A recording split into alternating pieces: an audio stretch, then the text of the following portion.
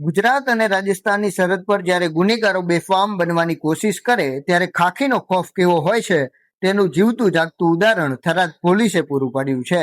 કાળઝાળ ગરમી હોય કે મધરાત, થરાદ પોલીસની બાદ નજરથી બચવું હવે બુટલેગરો માટે અશક્ય બન્યું છે.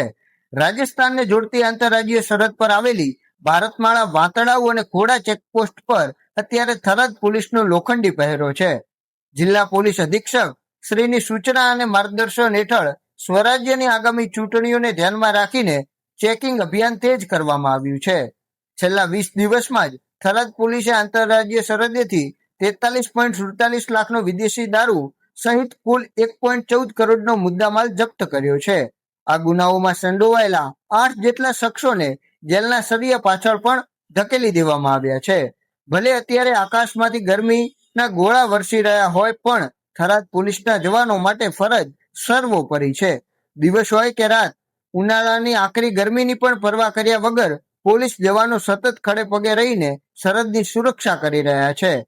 ચૂંટણીના માહોલ વચ્ચે અસામાજિક તત્વો કોઈ ગેરકાનૂની પ્રવૃત્તિ ન કરી શકે તે માટે પોલીસનું આ સઘન ચેકિંગ પ્રશંસનીય છે. આ પોલીસની કડક કાર્યવાહીએ બુટલેગરોમાં ફડફડાટ ફેલાવી દીધો છે અને કાયદો વ્યવસ્થા જાળવવામાં એક મજબૂત ઉદાહરણ પૂરું પાડ્યું છે.